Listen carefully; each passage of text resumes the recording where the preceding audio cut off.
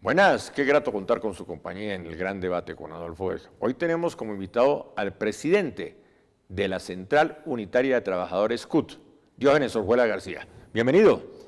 Muchísimas gracias, muy amable y un placer estar con usted en este programa. ¿Qué representa la CUT para el sindicalismo colombiano?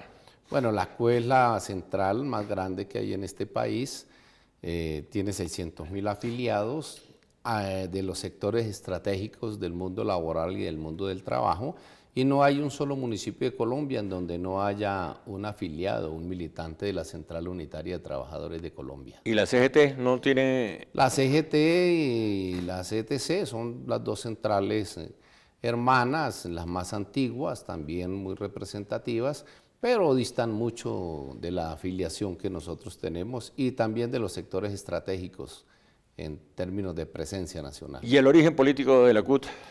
La CUT nace en el año 86, nace producto de un acuerdo de sectores de la CTC, de la UTC, de la Unión de Trabajadores de Colombia, de la central que entonces tenía el Partido Comunista, la Confederación Sindical de Trabajadores de Colombia, y un sector importante del sindicalismo independiente que entonces era muy poderoso. Eso conlleva que la Central Unitaria de Trabajadores es una organización en donde hacen presencia la mayor parte de los partidos políticos que hay en este país y que se expresan en sus cuadros de dirección, pero igualmente es una central con marcada tendencia de izquierda, con marcada tendencia socialdemócrata, con marcada tendencia de las fuerzas que en general hacen oposición en este país. ¿Ahí hay representantes del Centro Democrático, hay representantes del Partido Conservador en la CUT? En la dirección de la CUT, en los distintos niveles, hay presencia de todos los partidos, pero en la dirección nacional no hay ni el Partido Conservador. Pero hay gente del Centro Democrático en la... Sí, claro, en las direcciones de la CUT y en las direcciones de los sindicatos hay compañeros que tienen sus afinidades, pero la CUT se rige por una plataforma de principios y una declaración política de lucha que lo que garantiza es que independientemente de en qué partido milite alguien, si quiere estar en la CUT debes compartir su plataforma. Sí, pero no disimule, es una central de izquierda. Sí, claro, es una central de izquierda, indiscutiblemente. Pero la CUT no le da de oponerse por oponerse, se opone siempre a la discusión del salario mínimo, siempre se levanta de la mesa.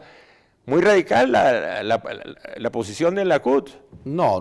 Nosotros, por ejemplo, este año no nos levantamos de la mesa, estuvimos hasta el último minuto, no compartimos el monto que se estableció, pero no se levantaron, pero no firmaron.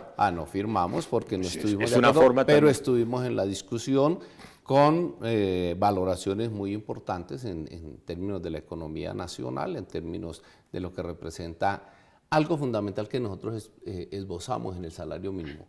Es lo que representa el poder adquisitivo de la población para contribuir a sacar el país de la crisis. Pero con esa tesis siempre van a estar protestando contra el salario mínimo. Y es cierta, porque el país no ha salido de la crisis, entre otras porque no hay una capacidad real de los colombianos de compra, lo cual estimula indiscutiblemente la Pero no es protestar por protestar. No. Otro ejemplo, se acaba de posesionar el presidente Duque en términos históricos y ya la CUT está protestando. Porque es un modelo de desarrollo que nosotros consideramos que no corresponde con los intereses del país y en la práctica se ve. Entonces uno puede demostrar que lo que se está desarrollando el modelo que se está desarrollando no contribuye a solucionar la crisis en que está el país, ocasionada por los gobiernos de estos últimos 30 años. ¿Pero el problema es el presidente Duque o es el modelo del país? El modelo de fondo es el desarrollo del país y los presidentes que lo han venido desarrollando. El último es el presidente Duque, indiscutiblemente. O sea, que ustedes van a seguir de protesta en protesta. Si no se mejoran las condiciones que se están dando en el país, si no se cambia este modelo de desarrollo, vamos a tener que seguir de protesta en protesta porque los problemas son evidentes y cada día son más graves. ¿Y tienen un paro nacional? ¿Hay una propuesta de un paro nacional para este 25 de abril? Está planteado un paro nacional para este 25 de abril, en el cual se viene discutiendo no solo con el movimiento sindical, sino con muchas organizaciones sociales, con organizaciones políticas, pues que tampoco están de acuerdo con el modelo que subsiste en el país, y sobre esa base estamos planteando. Punto central, por ejemplo, el Plan Nacional de Desarrollo. Pero entonces, ¿en contra de qué es el paro? O las razones del paro. En contra del Plan Nacional de Desarrollo. Pero está en discusión. Está en discusión, pero está siendo aprobado sin ser discutido un criterio amplio. Pero fue armado sin discusión. Ah, pero eso es una cosa, pero hay que discutido. esperar el resultado. No.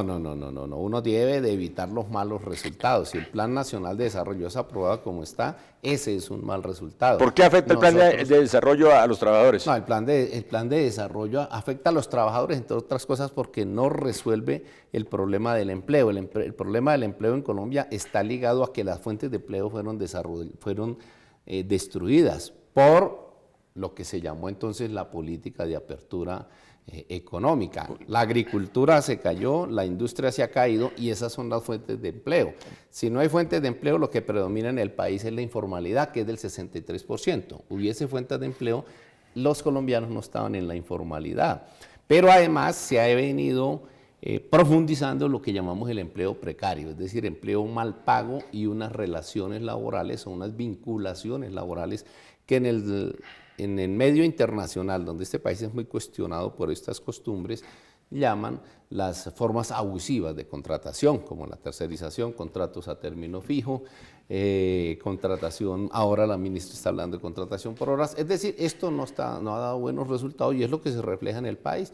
Tenemos la deuda externa también más alta causado por ese modelo. Sí, pero usted entra en una inexactitud histórica. Usted me dice que antes de la apertura Colombia gozaba de un empleo de calidad y de buen empleo. Eso es cierto. ¿Eso es cierto? Absolutamente cierto. Porque yo desde que me conozco los niveles de desempleo en Colombia son muy altos. No, los niveles de la informalidad hasta los inicios de los años 90, la informalidad era muchísimo menor, la calidad del empleo era diferente, los trabajadores sindicalizados eran muchísimos más y la cantidad de trabajadores cubiertos por convenciones colectivas también era mucho más elevado. Eso tiene una explicación. El país, por ejemplo, en materia agrícola se autoabastecía, es decir, había un elevado empleo rural, pero además Colombia tenía una base industrial de industriales nacionales y era una base industrial muy importante. Eso también generaba empleo y unas relaciones laborales que, como lo podemos demostrar, eran unas relaciones laborales muchísimo más decentes si vamos a hablar en términos de la Organización Internacional del Trabajo. Pero usted me habla con un tono muy fuerte y tenemos en Colombia un sindicalismo debilitado. ¿Qué proporción de la clase trabajadora está vinculada al sindicalismo en Colombia? Eso es cierto, el sindicalismo en Colombia es débil y independientemente de que la Central Unitaria de Trabajadores es la más grande del país y tiene los 600.000 afiliados, la afiliación, y eso es deshonroso para el país, eso nadie se puede enorgullecer de eso, porque la fortaleza del sindicalismo es una expresión de si hay o no hay una democracia buena, diríamoslo en esos términos. Hoy el movimiento sindical escasamente refleja el 4% de la población económicamente activa, es decir, escasamente estamos llegando a 1 millón de afiliados, estamos llegando escasamente a 1 millón de afiliados, que expresa toda esta tragedia de lo que se ha presentado en lo que yo vengo sustentando los últimos 30 años. ¿Ser una central de izquierda implica hacer ciertas concesiones con grupos por fuera de la ley? Para nada. La plataforma de lucha de la Central Unitaria de Trabajadores CUT siempre condenó la lucha armada, condenó el terrorismo, condenó el secuestro. Por eso, cuando se abrió la expectativa de unas conversaciones y la búsqueda de acuerdos a través del diálogo, la CUT respaldó esos procesos porque no compartimos la existencia de estos actores violentos, porque si algo necesita el sindicalismo para fortalecerse es que no existan estos factores de violencia. No solo tenemos un sindicalismo debilitado, sino un sindicalismo fraccionado. No están unidos. Por un lado va la CGT, por otro lado va la CUT, por otro va la CTC. ¿Qué está pasando? Bueno, en todo el mundo en general aparece esto y no lo estoy justificando, indiscutiblemente. Lo mejor sería que el movimiento sindical tuviese una sola central, pero hay percepciones políticas diferentes y hay percepciones diferentes frente al modelo de desarrollo. La CGT tiene una percepción distinta, la CTC también lo tiene, nosotros le tenemos. ¿Qué hacemos para trabajar a veces unificadamente? Tenemos algo que se denomina el Comando Nacional Unitario, que es la reunión de las 3 centrales, en donde unificamos cuando podemos acciones y puntos de vista frente a lo que está sucediendo en el acontecer nacional. En una sola frase, ¿cuál es el punto de vista de la CUT sobre eso que usted acaba de señalar? El punto de vista del acuso, lo que acabo de señalar, es un punto de vista crítico frente al modelo de desarrollo que hay en el país y las medidas que de ahí se desencadenan. El punto de vista de la CGT. Bueno, es un punto de vista, diríamoslo, un poco más cercano al gobierno en asuntos y un poco más alejado, muy parecido al de ¿Y el de la CTC? Es un poco parecido. De tal manera que con ellos nos encontramos en algunas cosas y no nos encontramos en otras. Cuando nos encontramos en algunas cosas o en las cosas que nos encontramos es en lo que hacemos la unidad de acción en el Comando Nacional Unitario. A final del año pasado, las movilizaciones de noviembre con los estudiantes, estuvimos trabajando las 3 centrales obreras y estamos discutiendo ahorita los puntos que nos pueden identificar de crítica frente al Plan Nacional de Desarrollo para desarrollar acciones unificadamente. Usted tiene la varita mágica, bueno, yo lo nombro en este momento ministro de Trabajo. ¿Usted tiene la varita mágica para pleno empleo en Colombia, para empleo de calidad? Como ministro de Trabajo yo creo que no la tendría si no hay un gobierno que asuma una posición. Entonces, como presidente de la CUT. Como presidente de la CUT o diríamos como parte de un gobierno alternativo que existiese. ¿Cuál es la varita mágica para la generación de empleo? La reactivación de lo que da empleo en el mundo, en los países desarrollados. Agricultura, agroindustria y desarrollo industrial. Eso significa que el gobierno tiene que tomar medidas a fondo. Por ejemplo, si dejamos de importar los 14 millones de toneladas de alimentos que nosotros importamos, ahí aparece todo el empleo que usted quiera. Y si protegemos sectores, por lo menos sectores de la producción nacional, de la industria manufacturera, ahí puede aparecer otra muy buena cantidad de empleo. Si no se hace eso, no resolvemos el problema del empleo. ¿Cómo le va a la ministra de Trabajo del presidente Duque? Yo estoy desencantado con ella en las negociaciones del salario mínimo. Quedamos muy desencantados porque lo que vimos es que se impuso el criterio de los empresarios por encima de cosas que ella había planteado. ¿Cómo le va al presidente Duque? Pues yo creo que le está yendo muy mal. Está el problema del sur del país, está el problema de que no hubo acuerdo en el salario mínimo, tiene el problema de la Justicia Especial para la Paz, tiene el Congreso dividido, no creo que le esté yendo muy bien. ¿A qué horas trabaja un líder sindical? ¿No es la paz de protesta y viajando constantemente? ¿A qué horas trabaja un líder sindical?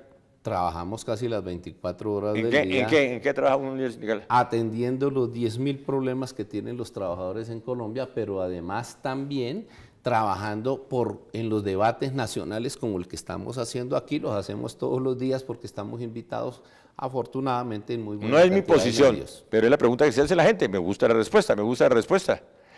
¿El sindicato más importante que tiene el país en este momento es FECODE? Sí, la agrupación de sindicatos más grande en FECODE es la más importante que tenemos. ¿Cuántos afiliados tiene FECODE? Tiene aproximadamente 240.000. ¿Y la CUT? La CUT tiene 600.000. ¿La CGT? 120.000, 125.000. ¿La CTC? 120.000 ¿Los pensionados? Aproximadamente. Eso sí tiene una dispersión espantosa y realmente la Confederación de Pensionados de Colombia, la Confederación Democrática de Pensionados y algunas otras que conozca no tienen una aglutinación de los pensionados muy grande, pero hacen presión y asisten a la Comisión de Concertación. Eso de protestar a toda hora, el trancón de la séptima, de la 26, ¿no desgasta la protesta social? No, yo creo que la fortalece indiscutiblemente. Además es necesaria. Este país en la protesta social yo creo que sería muy complicado, sería muchísimo más difícil. Sin la protesta social, hoy los colombianos tendrían el IVA en la canasta familiar. La protesta social que hicimos en diciembre, yo creo que derrotó esa aspiración, no sé si del ministro Carrasquilla o del presidente Duque. ¿Quién es más neoliberal, el ministro Carrasquilla o el presidente Duque?